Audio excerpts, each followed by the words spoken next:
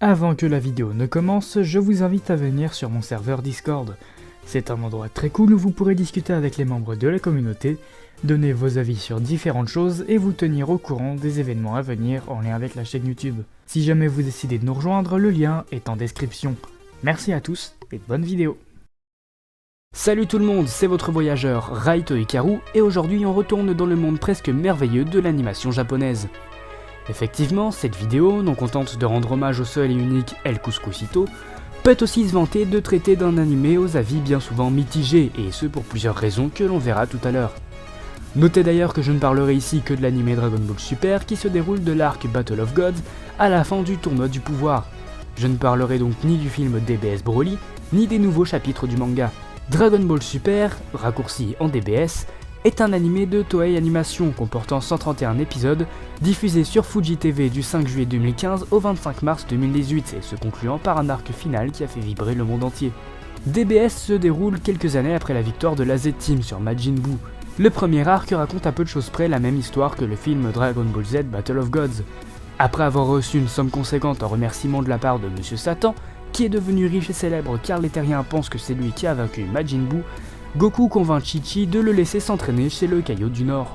Pendant la visite du Saiyan sur sa modeste planète, la divinité est alors contactée par Kaioshin qui l'avertit qu'une terrible menace pèse à nouveau sur l'univers. Si dans ses premiers arcs, DBS se traînait une sale réputation, notamment à cause de son animation qui, il faut le dire, laissait à désirer, on peut dire que l'anime a eu l'occasion de faire ses preuves auprès des spectateurs, notamment à partir de l'épisode 97, qui marque le début de l'arc final de l'anime, ainsi que celui du tournoi du pouvoir. On se souviendra longtemps de ces scènes de combat mémorables, mais aussi de l'apparition historique de l'Ultra Instinct, des moments d'anthologie qui ont fait vibrer le monde entier, et ça c'est beau. Moi j'ai découvert l'univers de Dragon Ball en 6ème, grâce à mon meilleur ami. J'étais sceptique au départ, puis un jour j'ai vu les premiers épisodes de Dragon Ball Super. Et là c'était la révélation. J'ai tout de suite adoré, et même si je connaissais pas Dragon Ball et Dragon Ball Z, j'ai vraiment été emballé par les événements.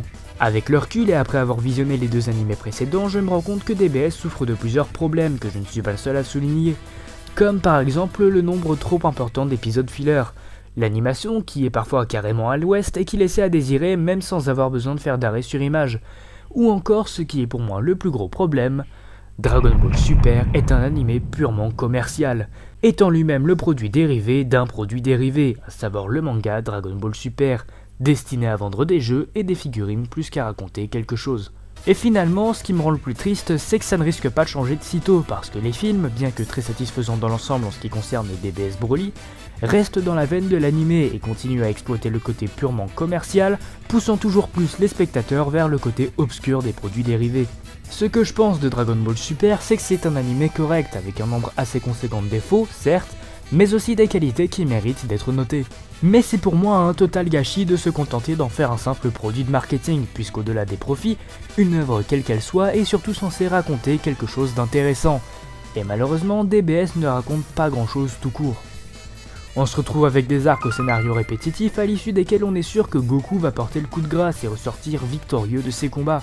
Les personnages principaux semblent pratiquement tous intouchables du début à la fin, et même en cas de défaite, l'enjeu est minimisé par le fait que Goku ou Vegeta soient toujours en mesure de renverser une situation qui, il faut le dire, était déjà très prévisible.